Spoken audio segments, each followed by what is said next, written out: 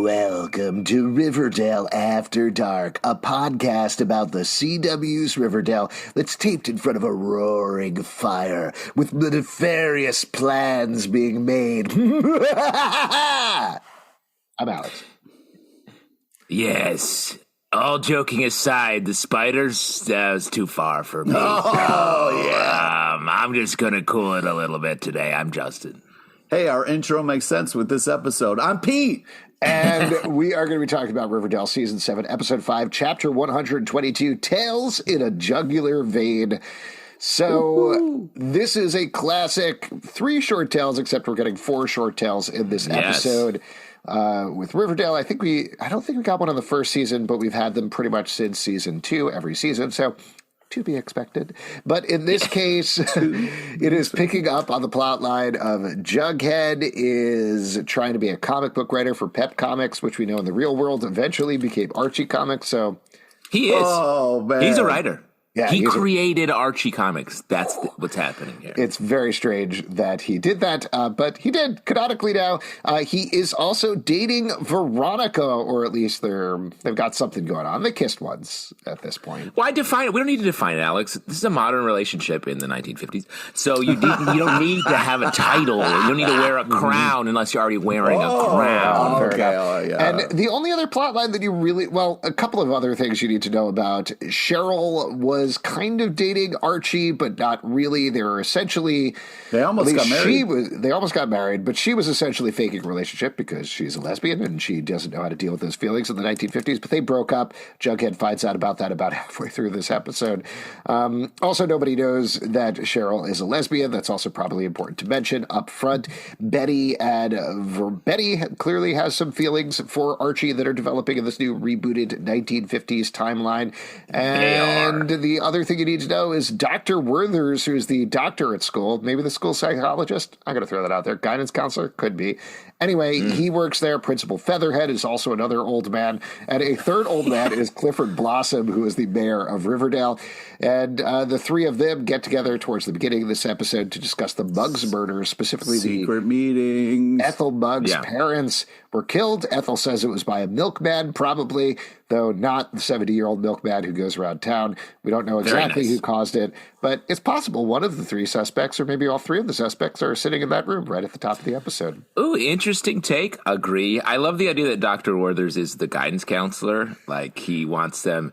Would you like to go to a community college? I think he's a little out of touch with the youth. So. Yeah.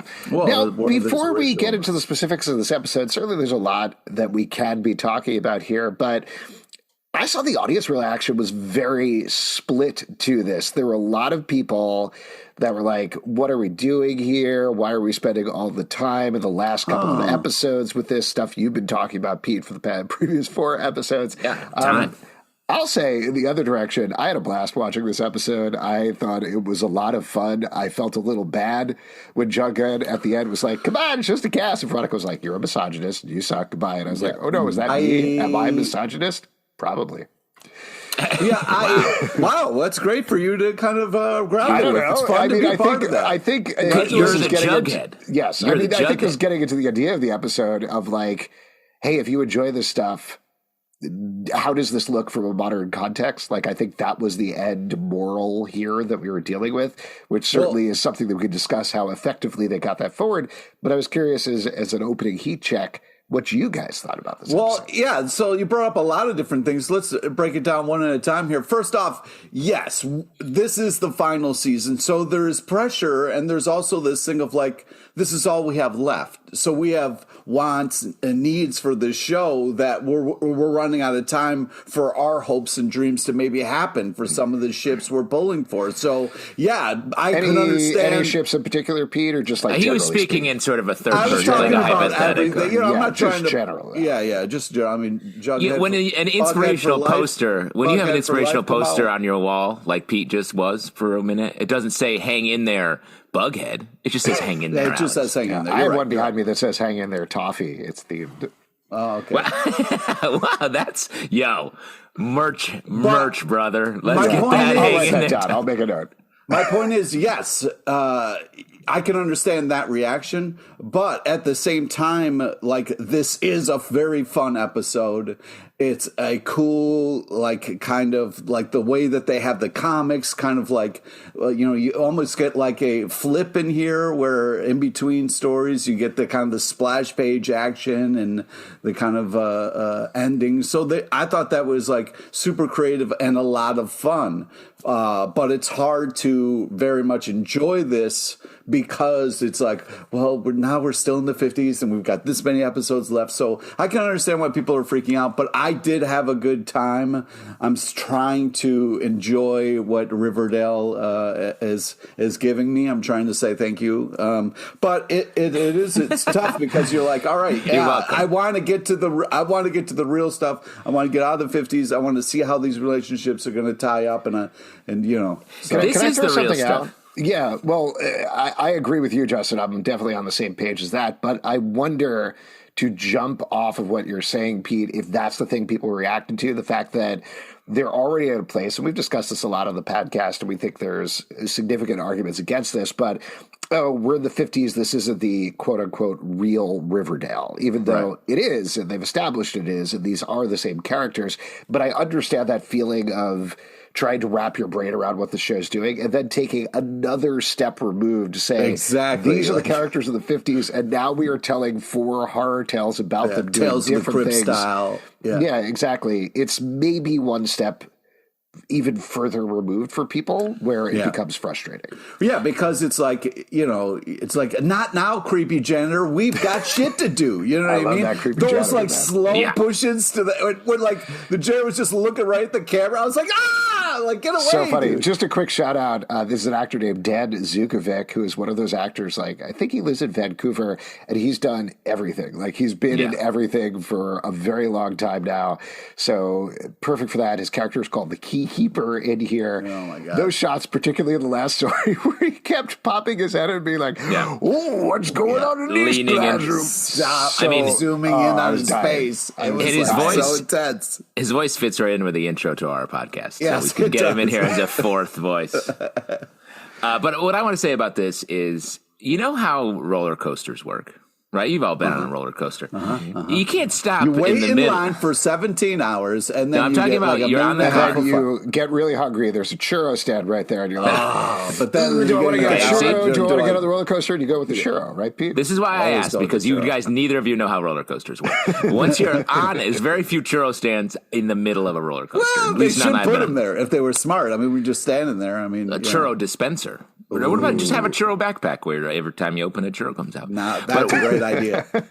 I think it's like a cat briefcase. I don't want to You spend have a too little much time dipping on this, sauce but in one of the is it a pockets. You tube? just take it off, and they're like, oh, Is man. it a tube and it It's shoots just like- churros into your mouth? Is that It's what like a you're saying? magician. You know, a magician pulls a scarf and it's unending. It's a tube for churros. It's just like that. I was thinking It's an about a churro unending shooter churro you can tube. feed I'm other really people sorry. I around. really don't want to spend too much time on this. Is it fresh baking the churros as it goes through Yes. the Keeps tube? them warm. They gotta be It keeps warm. them warm. They gotta be warm. They gotta be warm. It keeps them warm in there. Yeah. No, I'm sorry. This is the last question that I'll continue. Is there like a chocolate sauce or a caramel that comes out of another it's tube? both. You got to have There's a- one pocket for each. Oh, this is great. Yeah, it's a Well, I love combination roller coasters. backpack. Take it away, It's Justin. a combination backpack coat. And the backpack shoots hot churros, and the coat's pockets are full of hot sauce. Yeah. And this is, we are marketing this along with our cat briefcase and hang in their Bughead, hang in their toffee poster. We're going to be Real quick, millionaires. because Could I you got to make stop? this I after was- the podcast. We Is it love- funnier to do a hang in their toffee poster or a hang in their Bughead? Because I think Hang both in are- there toffee's funnier, because toffee's a cat.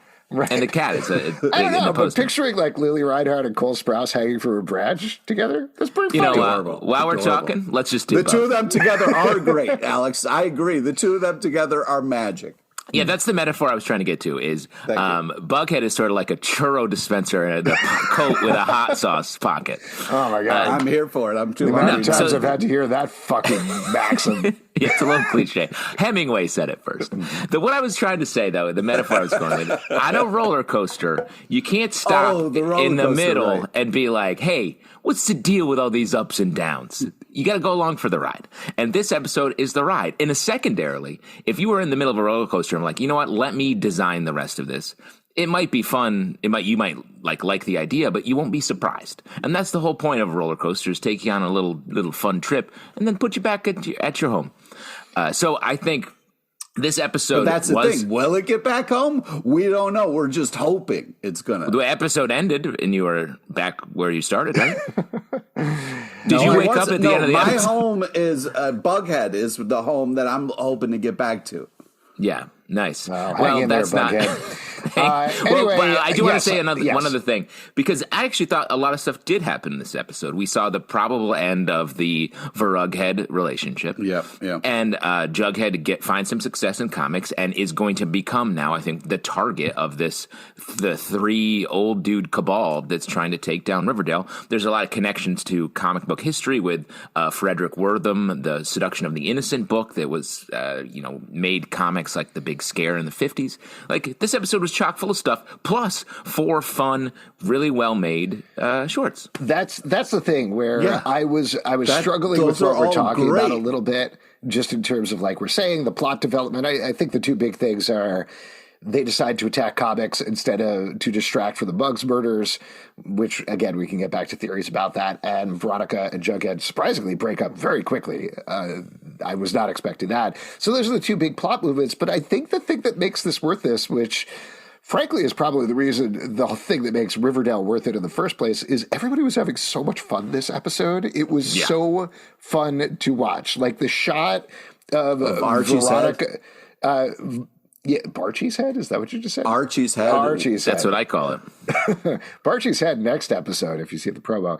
Anyway, the Archie, all the head stuff, like the way KJ Apa was playing it in the thing where he goes and visits Nada, and he's like, oh boy. Oh my God. Funny. Funny. But the joy that Camila Mendes and Lily Reinhart were showing off when they were slicing Archie in half was so funny. Yeah, it was hilarious. It was so good. Like, I don't know. Yes, they're actresses, so I guess and that they're acting. Them covered in blood on the couch was hysterical. You can feel the joy and fun coming through the screen, and certainly you could come from the direction of, well, that's very nice for them. I'm glad they had a nice time, but I also had a nice time watching them. We've been watching them for 7 seasons. I'm glad they're still having fun doing this very silly, very ridiculous show. Yeah, and as much as the thing about that we don't have enough time, we have enough time. We're going to get all the ups and downs of the ships. How many episodes? There's what 15 is enough left time? after this. 15. That is a lot of episodes. That's a lot of episodes. Okay. That's 15 hours with commercials included of content. Yeah, and I mostly watch the commercials. That's what I'm watching. Yeah, I'm in it for the commercials. Yeah, it's a vehicle for the commercials. Welcome to Riverdale Commercials After Dark, where we talk about the Verizon ad where Seth Meyers is trying to talk to... the other stuff about this episode that I was just saying is this is like they've gotten so good at just making these genre things, and that's the way that they were able to simultaneously make great comic book genre pieces while at the end sort of criticize the misogynistic nature of the comics written then and arguably now for the most part as well. It is like it's effective because they get to sort of have their cake and eat it too, and then to use it as in a plot point for Veronica and Jughead, I thought was really smart little loop. Well, it was a really cool thing going on here where you have Jughead plugging away and Veronica being like, hey, I would like to hang out with you, spend some time with you. And he's like, I am busy. And she even does that fun bit where it's like, yeah, apparently you're oblivious to, someone pretending to feign interest in comic books, for a relationship, so it's like, oblivious to a lot of things, one being like, if you had a woman and sit there and listen to those stories, like you're kind of like afterwards, like, hey, that's not as fun as you think it is. You know what I mean? Can I throw something out that's maybe poking the bear when it comes to Pete, but it certainly came to mind while I was watching the end of the episode, or this whole episode, with Veronica just sitting there listening to Jughead write. I feel like there's a potential contrast to be made with how Betty reacted to Jughead's writing and interacted with Jughead's writing, because Veronica, or at least this version of Veronica, by the end, the entire time, it's very nice that you're saying that she wants to hang out and do something with him. What she wants to do is jump his bones. Like, that is, she's all but saying that the entire time. That's to jug his bones. Jug his bone. Jug bones. Jug bones? Jug bones. Yeah. I don't know what that is. Anyway, that's clearly what she wants to do, and he doesn't pick up on it. But by the end, when she's heard his writing and read the stories that he has written, she's like, no, I don't want any part of this. I'm sorry. Yeah, I'm out. Yeah, I'm out of here. Contrasted, and I know it's a different version of Jughead. It's a different version of Betty. It's a different version time period. Different time period. Absolutely different sort of stories. But Betty, to a fault, would always be like, Jughead, this is the best thing you've ever written. And she'd just sit there and watch him write, read his stories. She'd give him feedback. Like, there was definitely, thankfully, we never sat in on like the hour-long feedback session where Betty gave him a bunch of notes on his stories or anything like that, though there was an implication that was going on.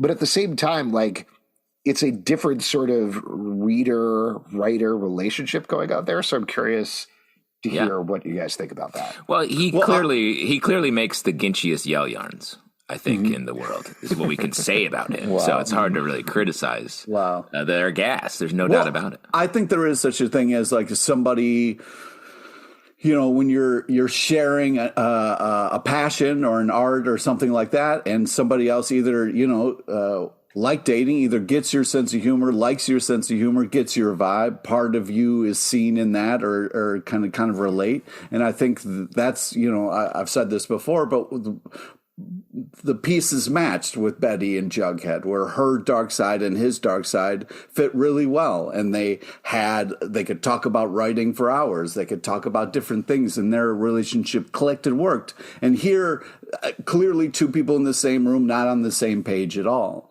And I think it was a smart and interesting choice to just be like, yeah, I'm not going to put up with this. I'm out of here. And yeah.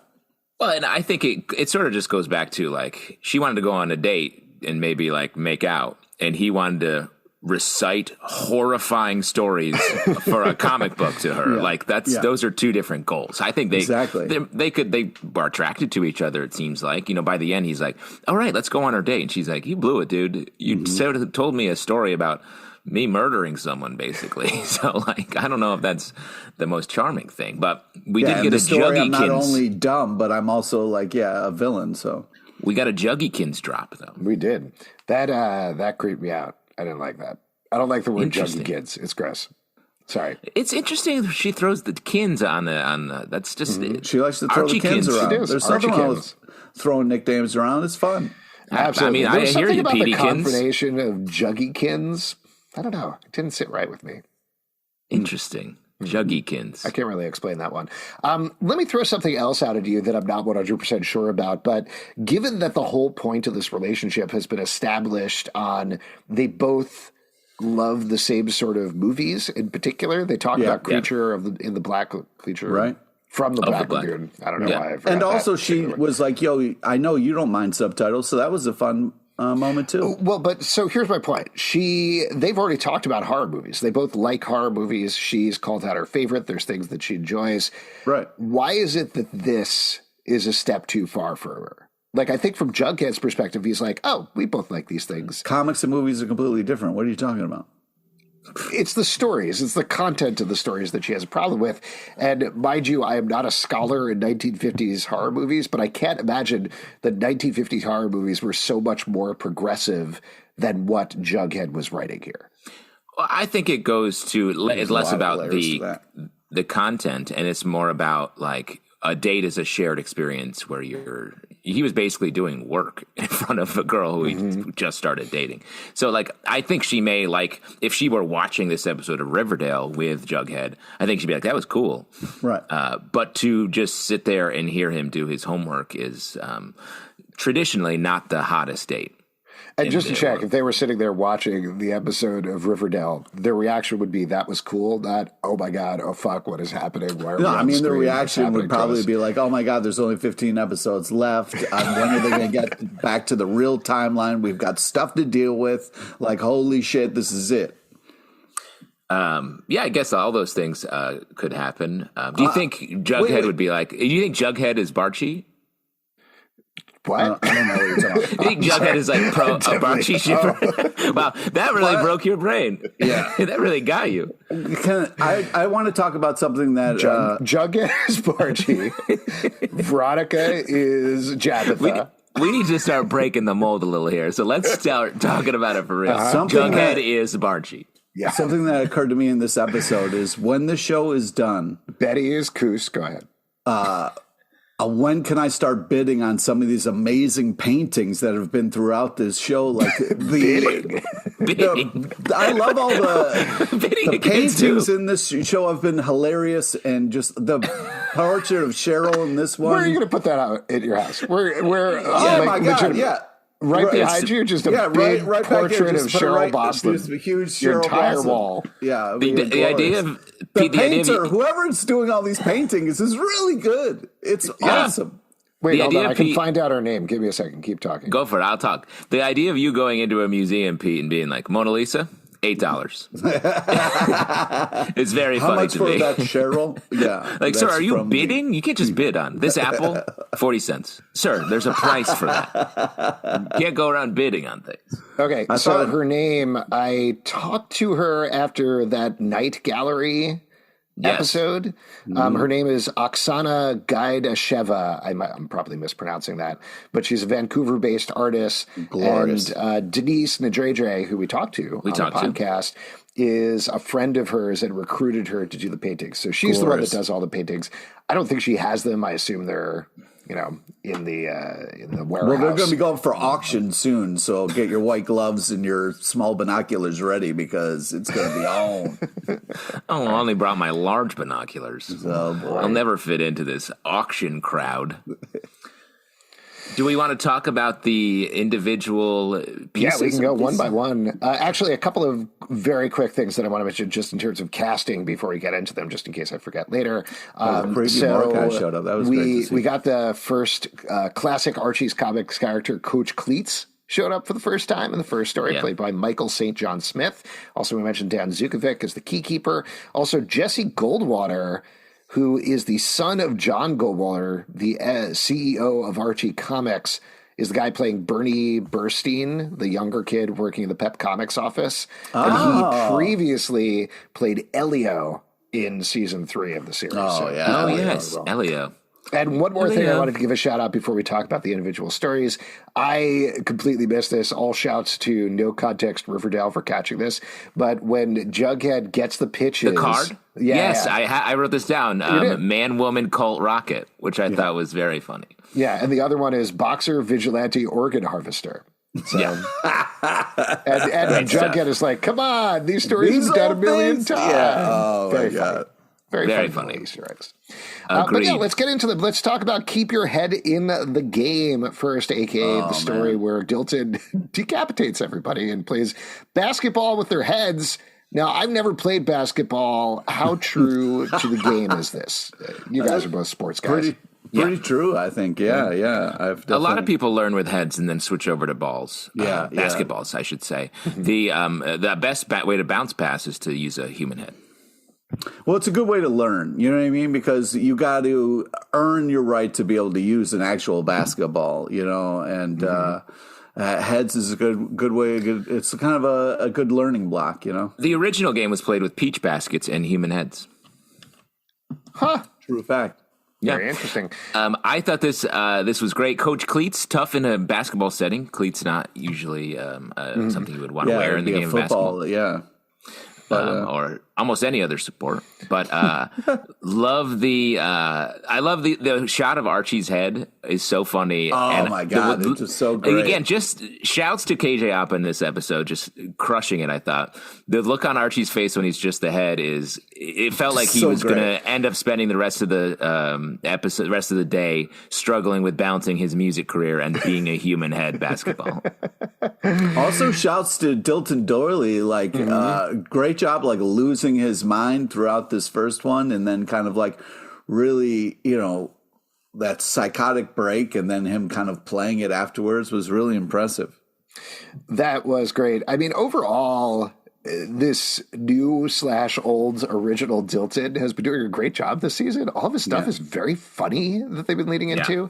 I'm so happy they brought him back because Dilton is such a great Archie comics character. So having him in the mix is a lot of fun. I did want to throw out to you guys, though, this doesn't quite fit for me what I felt like was the overall moral of the episode. We talked about how Veronica comes out at the end and says, all of your stories are really misogynist. Usually we get 3 stories in these episodes. So I do wonder if they had the next 3 stories and then they're like, we need another act break in there somewhere and threw this one in, potentially. That's probably true because this definitely felt the least connected to that theme and just the larger Archie characters. This was just like a fun, weird horror story. And a good one. Like I thought one of my more favorite, like and more surprising plots. Yeah, it was the one that felt the most Tales from the Crypt to me, just in terms of having an ironic ending. I mean, maybe the last one too, and we'll get and talk about the other ones, how close they were or not. But this one definitely is like, he gets pushed, and then he chops off their heads and turns them into basketballs. But honestly, then he made the basket, guys. Then he made the basket with the head. That's called getting better. That's called getting better. It's improvement. And there's actually no rule that says you can't play basketball with human heads. Yeah, I would think we need to check the old rule book on that. Check the rule book. That's like the outside rules apply to basketball as well. Like he's dribbling down the court. He steps back to the 3-point line. He's got a human head. He throws it in. There's actually no rule that you can't play with a human head in basketball. Oh my God, he missed it. There is very strict rules about the basketball that you can use. It's like international waters. Nope. Yeah, no. Basketball court is international. Well, it's not waters technically, but it's international hardwood. The one thing I wanted to say here is, he loses his mind after being pushed in a locker. That was the most luxurious, wide locker that any nerd has ever been pushed. Oh my God. Were you, Pete, you've talked about being stuffed in lockers, right? Oh, yeah. Cool. Yeah. Hey, do you want to relive some traumas, Pete? No. Listen, this is a fun experience. We can talk about it. I mean, I've said this before. I always expected to be stuffed in a locker my entire school career. I never was. So my last week of school, I had a friend stuff me in a locker so I could get the experience. And I was oh my God. Don't you enjoy this stuff and then yourself. He let me out. That's awful. That's nothing close to the real. Yeah. You don't know what it's like, man. Well, how is it, Pete, then? Yeah, it's awful. It's very humiliating, and it's I very much related to him like losing it because the anger you feel after you've been humiliated in front of people in public that's a real anger that doesn't just go away and it builds, and that's where evil plans are born. Pete LaRage. Yeah, I'm so Justin, glad, have you been stuffed in a locker for yourself? No, the lockers in my school were very thin. So it would have been very hard to stuff someone. Well, you are the thinnest of the 3 of us, so I assume you could fit. Yeah, but I don't. That doesn't mean I could just slot right in like a little envelope. You hide underneath an opera house. You know what I mean? Like in the Nobody basement. knows what that means. Don't worry about it. It's true, though. It's true, but don't worry about it. All right, why don't we move on to the second one? Love You to Pieces. AKA this story, Hubba Hubba. Yeah, Archie does the classic farmer ending up in a farmhouse, don't have sex with my 3 gorgeous daughters thing. Except 3 gorgeous daughters. Wow, you must have grew up in some very sexual farm country. No, isn't that always how the jokes go? I think it's usually 1 daughter. 46. 3 daughters. So wait, you're saying in the story, your version of the story, the guy has sex with 3 people on the same night? I think so. I don't know. I don't want to get too into this. Oh my God. Yeah, I know. I know you don't. Anyway, he goes to this house, and Nana gives this long monologue about Cheryl and how horny she is, and don't go out of your room or she's going to have sex with you. And Archie's just like, wow. Sounds great. He's like, is that your daughter there? That amazing picture? Say, that painting? That's unbelievable. I thought it was very funny how they executed this across the board. Like we talked about, KJ Apa, very funny in this story, always up for a good Nana Blossom telling the most insane shit you've ever heard. And then at the end, she's like, my granddaughter has leprosy, and now you have leprosy, but I'm immune to leprosy. Goodbye. Was bonkers. I do have a little bit of an issue with the fact that we finally got past the Sharchi stuff, and then we had to do another episode of Sharchi. Yeah, that to me, I was like, I thought we. It was just a little bit, though. It was just, I don't know. And I when I was watching it, I clocked that as well, and I could feel your frustration through my television. But I do think, how do you tell this story without using Nana Rose? Like you can't use, and I think the story was worth it for the KJ Apa performance, but I also think that's why they sort of shielded Cheryl. You know, we didn't really see her till like a little flash at the very end. So I hear you, but it was worth it for Archie's, like, when she's like, yeah, my granddaughter's like a sex fiend. He's like, really? Really? So I'll throw out there, here's something that I thought they were going to do that would make me feel a little better about it, is I thought it was going to be Nana Blossom. And at night, she turns into like a young lady. And then in the day, she's an old lady. And she'd be like, you had sex with me. What is your deal? What? That happens in stories sometimes. Like, a farmer has three very sexy daughters, and they all turn out. What I thought was going to happen. What? Like, oh my God, dude. You watch too much softcore pornography. I mean, just toned it down a little bit. Yeah. Is Nana's eye getting creepier and creepier every episode? Because it's like, I feel like they put extra creepiness on it. Extra juice in it. Yeah, Seventh season. Eyes getting weird. I was like, man, it's either extra foggy or there's kind of, I don't know what's going on, but I couldn't stop staring. I was kind of like, oh my God, stop looking at that eye. Nana Blossom's eye is Barchi. All right, let's move on to the third story, the Beehive, where Beehive haircuts, which were invented in 1960. Oh, whoa, I'm throwing a flag. How does this make sense if we're supposed to be here's the thing. It's Riverdale, so who cares? The timeline doesn't make any sense. But the fact that, like, they very specifically been like, it's 1955, Emmett Till's murderer's trial just happened, James Dean just died. Also, here's a haircut that came out of the 60s that Jughead has just invented through a comic book. And then they do a whole hairspray thing, which, great, super fun. Cool. Yeah. Where I love the hairdresser, too. That's what I'm saying. Is like having a drag hairdresser is a very clear shout out to Divine's performance in Hairspray, John Travolta, I guess, in the movie, and what they've done on Broadway when they've done the musical version of the show. It's always a drag performer, very well timed in terms of the shit that is going on in this country in terms of drag performances. So I was glad to see that as probably accidental, but not so subtle protest against that sort of thing. But that also, Hairspray is set in the 60s. And again, I was like, how, this is a little too much of the timeline wobbling. You don't care. You don't care. I don't care. I thought it was great. Yeah. Okay. And like the way they sort of said, like, this is really popular this is getting popular in Europe right now. It's like, that's enough for me to buy the time difference. Lily Reinhart, though, so funny in this. Oh, my God. She did great. Constantly spraying her hair. Everybody's reactions to it. Absolutely hilarious. That whole, like, her having a kind of, like, foaming at the mouth, falling through. I was like, oh, my God.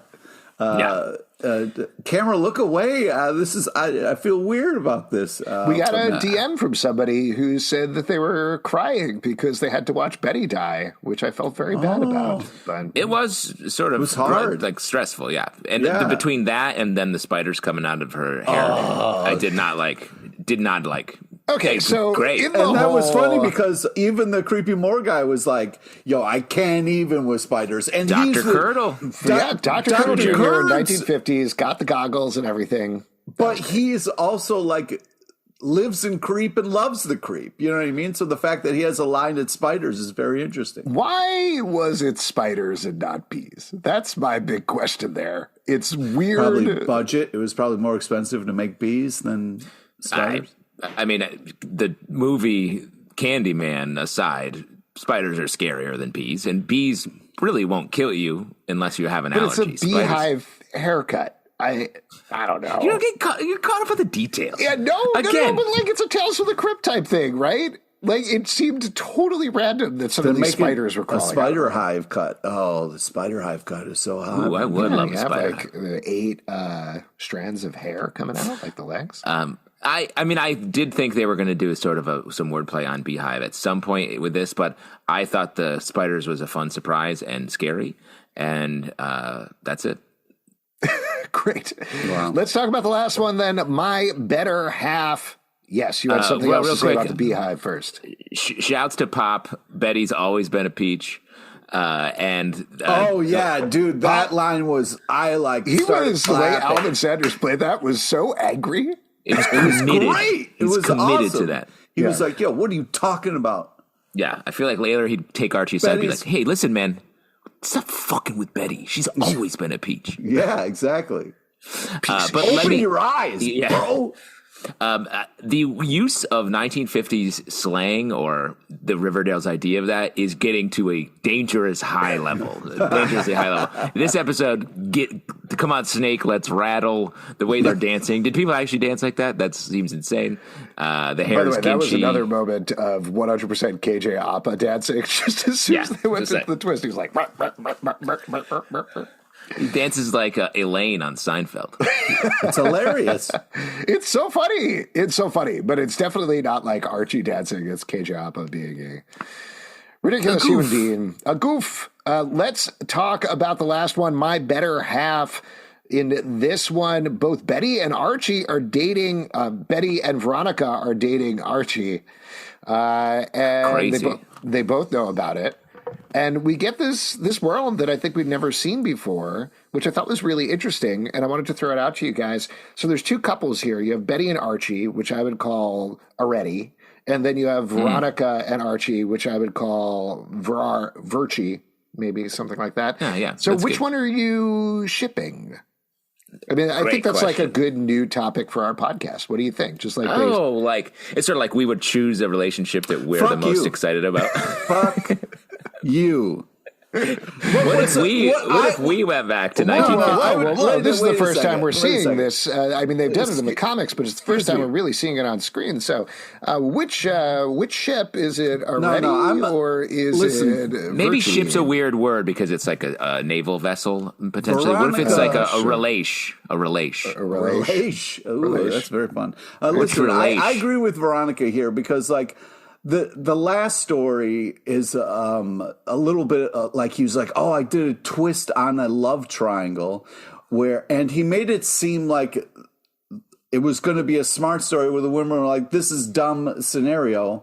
We don't want to be any part of it. We're going to kind of flip the power dynamic. And instead that wasn't it. So I was like, I felt like when there was set up the story, I was like, oh, this is going to be great. And then what happened, I was a little like, although the cutting in half moment was glorious, I was a little kind of like that let down. And I was also felt very much like when Veronica walked out, I was like, you're right. I mean, this is kind of bullshit. But let me ask you a question, though. Who do you think got the better deal here? Because Veronica, I believe, got the top half of Archie, and then Betty got the hips on down. So... which would you really depends on what you're into, man. What are you into? Just Pete, specify what you're into, Pete, and then tell us which half of Archie you'd like better. Hashtag hips on down.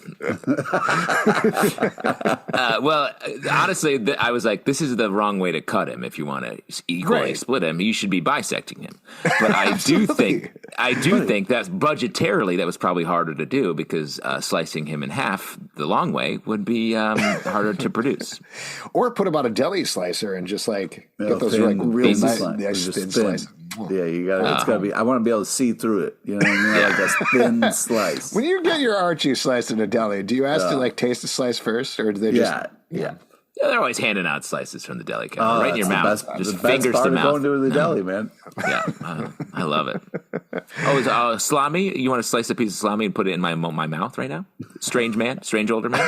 Yeah, sure. Oh, did that touch your fingers? Even better. Great. Thank you. This one was where I felt like visually they pulled out all the stops in terms of just Archie falling asleep and having those two hearts with Veronica and Betty in them, like we were talking about earlier, the old man, the key keeper, popping into the scene in the classroom and being like, do you prefer Betty or Veronica? They were doing like direct comic book to TV translations here throughout the episode, but this is the one where I think, like you're saying, they really pulled it out. Like in the last one with the beehive, we saw the spider shadow fall across Betty when she was going to sleep, and I thought that was so comic booky and done just like really well. Yeah, the Betty also got this cool kind of like skull and crossbone. Love that. Yeah, that was transition. really fun. Yeah. And then, though, on the downside, we had to sit through Archie again in this story as Archie ends up taking out Cheryl for Valentine's Day. It was 2 seconds at the end. What do you mean sit through? It felt like an eternity, Pete. I'm going through withdrawal with Shoney in this episode too. That's who I would like to see. You know what I mean? So you'd rather have Archie out on a romantic date with his actual mother. Is what you're saying? No, Alex. I'm saying Alex is what you're saying. Not what I'm saying. Nana Rose, maybe, but not his mother.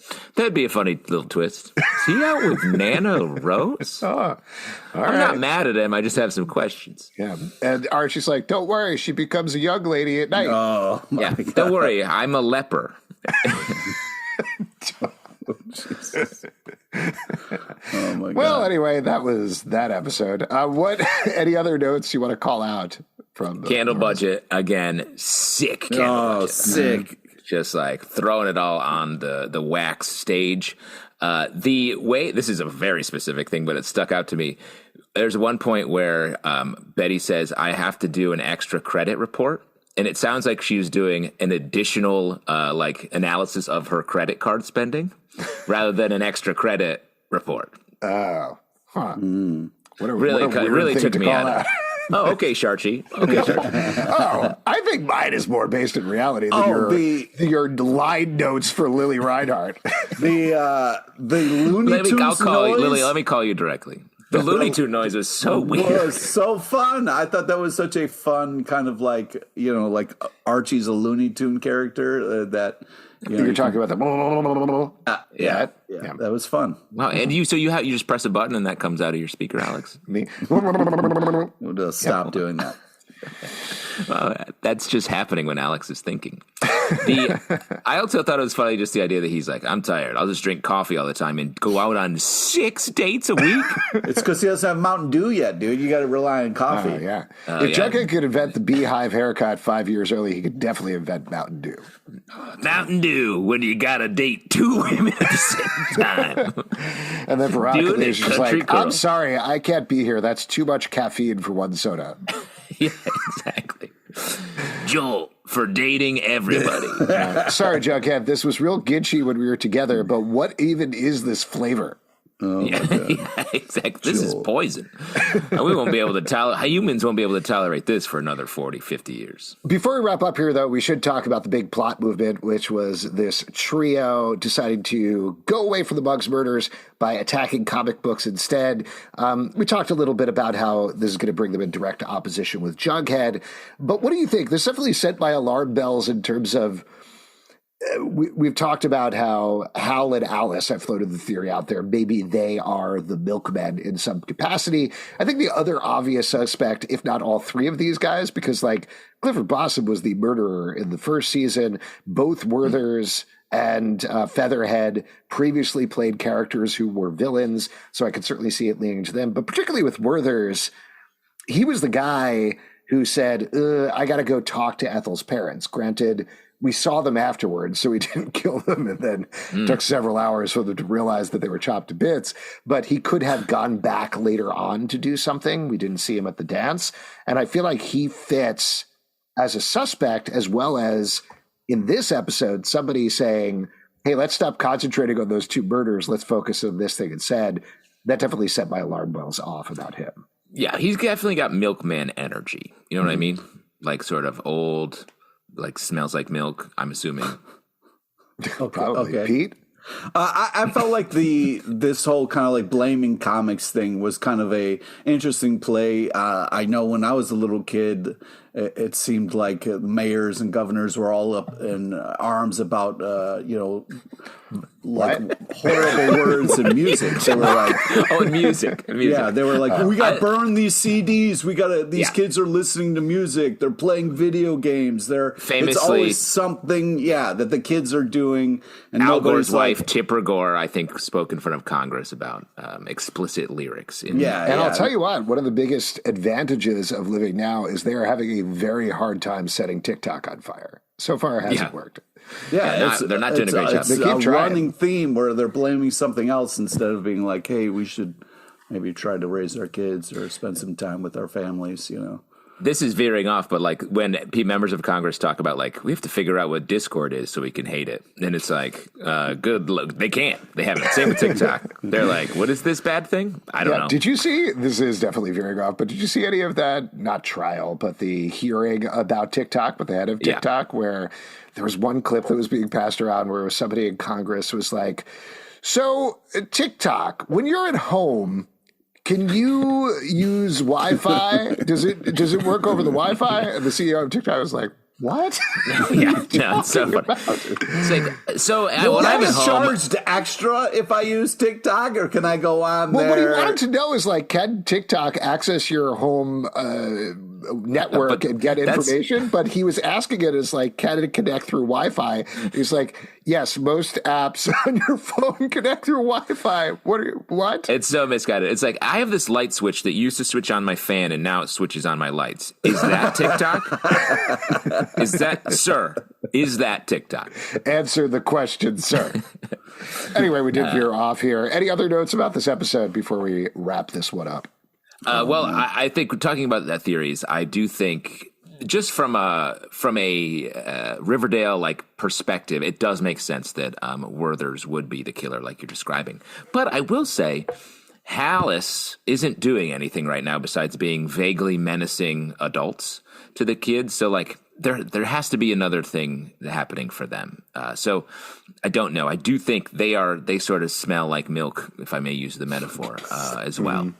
What is your deal with milk and smell? They got that milk stink, I do think it ultimately ends up how Riverdale we are going to go with this season. And what I mean by that is it could be a straightforward, like we're talking about, straightforward for Riverdale, but like Hal and Alice, married serial killers, and they're trying to sublimate those urges. And that's it. It could be Werthers has these urges, and that's why he is acting like this and attacking comic books instead. Or, which we mentioned on the podcast before, the real Riverdale way of going, I think, would be all the parents of the town are part of this cult that kills off members of the town to feed the crops or something like that. And that's where we get to the maple crops.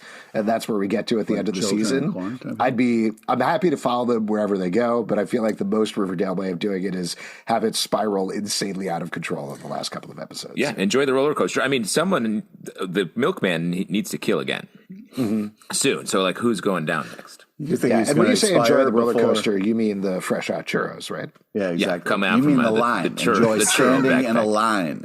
The churro backpack.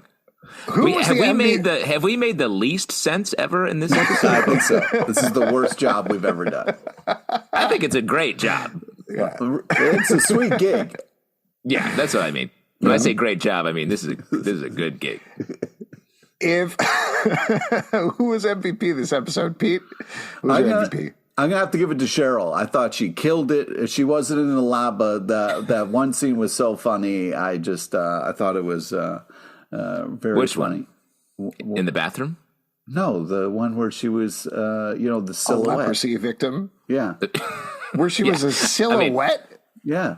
If I had to rank my favorite leprosy moments, I guess I would also give it to It's got to be the top. It's got to be like top 5 for you. Bro. Are you just saying this because you're angling for discount on the painting? Is that what's going on? Oh, that's a great idea. But no, because I already said Dilton Doily. I was going to originally say Dilton Doily, but I already said it. So I went with Cheryl. Oh, great. Great. Justin, what about you? Who's your MVP? You know I got to give it to Archie. This was a great Archie episode, top to bottom. He had so much to do. He is the character that I think has found the most humor in the 1950s version of these characters is definitely KJ Apa, and I think this was just a great showcase for him. Definitely agree with that one. If I was to pick a runner-up, though, I'd throw it out to Betty this episode. I think, like we talked about, just the shots of her in the beehive thing as she's just sitting there spraying herself. Yeah, so good. Funny.